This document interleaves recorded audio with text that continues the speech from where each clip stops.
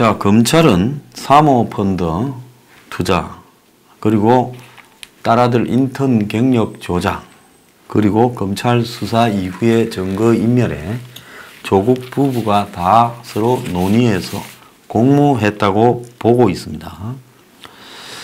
자, 그리고 마누라가 13억 5천만 원, 10억 해서 한 25억 가까운 돈을 이렇게 고린코나 고린코 산하 펀드에 투자를 했는데 재산 신고 당사자인 조국이 몰랐다. 이거 대한민국이에요. 이런 집은 없겠죠.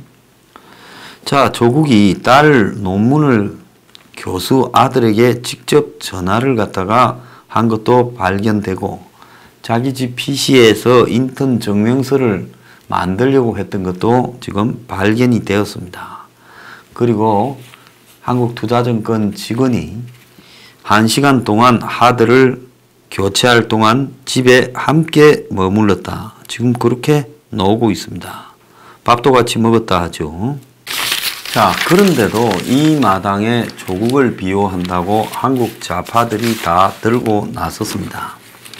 자, 남들을 가짜 뉴스라고 비판하던 이들이 지금 입만 열면 가짜 뉴스라고 떠들고 있습니다. 자, 이재정 민주당 대변인은 200만 촛불 집회라는 생판 거짓말을 했고요. 이낙연 총리는 여성만 있는 집을 압수수색했다 했는데 조국 아들도 있었고 남자 변호사 2명도 있었습니다.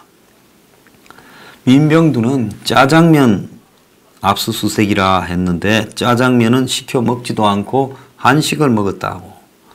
자, 그리고 이인영은 문재인이가 검찰 비판한 지난 금요일 날 윤석열은 특수부에 떡을 돌리다 했습니다. 검찰을 격려하며 떡을 돌렸다면 이는 매우 부적절한 행동이다 했는데 여기 있는 황정수가 검찰 격려한다고 떡 보낸 겁니다. 뭐가 잘못됐습니까? 이인영은 저하고 같은 날 기자회견하고 구민주당에 입당을 했는데요. 이렇게까지 정치를 해야 됩니까? 대한민국의 이 좌파 386들이 그야말로 권력의 끈아풀이 되어서 살아남기 위해 이런 짓거리를 하는 걸 보면요, 좀 불쌍합니다. 왜 이렇게까지 해서 살아남아야 된다, 그렇게 애를 쓰는 겁니까? 한국의 좌파가 시장 경제를 안 해서 실패했다고 보수 쪽에서는 이야기를 하는데요. 저는 근본적으로 좌우파를 떠나서요, 좌파 실패의 가장 기본적인 원인은 최소한의 인간다운 상식을 갖지 않았다는 데 있다는 겁니다.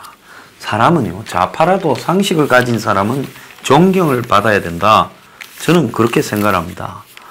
자, 그래도 참여연대에서 집행위원장까지 하는 김경률이 적당히 아부하면 정치나 한자리는 해먹을 건데 조국 옹호 세력을 다 정면으로 비판을 하니까 참여연대가 표현이 부적절하다며 사표를 냈는데도 사표를 처리 안 하고 징계위원회에 해부했다고 친문들은 변절자라고 그 사람을 이렇게 매도하며 조국 산 반대가 있어서는 안 된다. 왜 조국에 반대가 있냐? 제정신이 아닌 자들이죠. 다른 의견을 냈다고 징계하고요. 참여연대가 이러고도 시민단체냐고 이야기가 나오고 있습니다. 결국은 참여연대라는 게 권력에 참여하고 해먹는 데 연대한다. 적으십시오. 제가 말해놓고도 보니까 참 좋은 말입니다. 권력에 참여하고 해먹는 데 연대한다. 자, 그런 참여연대라고 보는데요. 자, 참 황당한 사람 하나가요, 지금 유시민입니다. 유시민요. 지가 조국 압수수색 영장 내용을 유튜브 방송을 통해 이렇게 언급을 했습니다. 압수수색 영장에 조국 장관 이름이 한 번 나온다. 검찰이 서류를 가져가고 조국 아들이 쓰던 컴퓨터를 포렌식했다. 유시민이 압수수색 다음 날인 9월 24일 유튜브 방송을 통해 이런 내용을 소개했는데 검찰이 어디에 쓸지 알 수 없는 서류를 가져갔다. 아니 검찰이 압수수색을 할 때 당한 사람은 어디에 쓸지 대부분 모르지 아는 사람 있으면 나와봐라 그래요. 자, 비사실 유포나 이런 부분에 대해서는 유시민이 지금 주도를 했다. 저는 그렇게 봅니다. 자, 어떻게 이 포렌식을 집에서 했는지, 더 나아가서 압수수색 영장에 조국 이름이 한 번을 나오는지 유시민은 어디서 들어서 이렇게 잘 아는 겁니까? 이 자료를 뺀 청와대나 권력에서 유시민한테 이런 자료를 넘겨주지 않았으면 어떻게 이런 일이 가능했을 수 있겠습니까? 그런데 지금 누구한테 이렇게 탓을 하는 겁니까? 지금 이 좌파들이 검찰총장이 민주적인 통제 부분이 안 되고 있다. 참 말장난도 웃기고 있습니다. 총장도 아니라 검찰총장이라고 짜장 지금 비하를 하면서 즉 문 정권이 검찰 통제가 안 된다. 비리 많은 정권이 비리 수사하는 검찰 통제가 안 된다를 민주적 통제라는 말로 말장난을 치고 있습니다. 먼 여론조사를 장난을 치고 길거리로 몇십만을 끌고 나오든지 말든지 관계없이 문재인은 미천이 다 드러났습니다. 문재인은 조국 때문에 대통령 편하게 해먹고 비리나 이런 걸 다 감출 수 있어서 좋아했는지 모르겠지만은 조국 때문에 문재인은 자신의 비리가 다 드러나 버린 겁니다. 자, 이런 상황에서 지금 이인영 등 민주당은 검찰개혁은 윤석열이 답해야 된다고 압박하고 있고 민주당 안에서는 검찰개혁특위라고 만들어서 회의를 하고 윤석열이 물러가라고 하고 있습니다. 그나마 한 열흘 전에는 조국이 물러가라는 목소리가 민주당 안에 좀 있더니만 문재인이 미국 갔다 와가지고 이제 지난 금요일부터 밀어붙이니까 조국 물러가라 소리가 민주당에서 아무리 찾아도 보이질 않습니다. 자, 운동권 국회의원이 한 70명 가량쯤 되는 저 민주당이요. 썩어 문드러져도 이만저만 문드러진 게 아닙니다. 자, 나이가 들어가면서 과거의 정의에 대한 시각이 저렇게 변질이 되고 그리고 국회의원을 계속해야 된다라는 출세 권력에 대한 욕망과 그래야 또 돈을 벌 수 있다라는 돈에 대한 욕망, 그래야 내 새끼들이 잘 된다는 계급 세습에 대한 욕망으로 가득 차버린 그야말로 청춘에서 바라보면 너무나 변질이 되어서 그들의 20대와 지금 그들을 비교해 보면 얼마나 변질되었겠습니까? 아니 변질이 아니라 원래 순수하게 학생운동과 민주화를 외치던 사람들도 많았지만 상층에서 그들에게 영향을 미치던 전대협, 한총련 이런 데서 떠돌던 것들은 처음부터 그야말로 그런 조직을 만들어서 행세하고 다닐 때부터 권력에 눈을 떴는지 모릅니다. 그래서 운동권 권력부터 시작해서 사회단체 권력 그리고 정치 권력의 나방이 되어서 저짓을 하고 있습니다. 처음부터 질이 좀 좋지 않았던 것들이 전대협이나 한총련의 앞에 서 있어서 숱한 청춘들을 멍들게 하고 인생을 낭비하거나 파멸되게 하고는 저들은 거기서 다 빠져나와가 배지 달고 불을 축적하고 저 새끼들은 유학 보내고 계급 세습시키고 뒷구멍으로 좋은 자리 집어넣고 지금 권력을 누리고 있습니다. 여러분 정말 부끄럽지 않습니까? 저는요 정말 자충우돌하면서 살았고 어느 정당이나 어느 권력에 맹목적으로 쫓지 않아서 오늘날 그야 백수거사로 지금 이렇게 살고 있지만은 유튜브 하면서요 앵그리 블루 운동이나 하고 살고 있지만 제 삶이 저것들보다는 훨씬 나았다고 생각을 합니다. 과거에 총선 치르고 돈 많이 남아가지고요. 당에서 돈 대줘가 그 돈 어떻게 처리해야 되냐고 저한테 물어보던 사람도 있었습니다. 당의 회의에서 그야말로 당의 실세들을 향해서 그들의 비판 소지들이 넘쳐나도 말 한마디 하지 않고 회의 왔다가 도망가 버리는 모습도 목격했습니다. 내가 그때 느꼈어요. 저것들은 학생운동의 리더라고 하고 다닌 것들이 어떻게 세상을 저렇게 살아?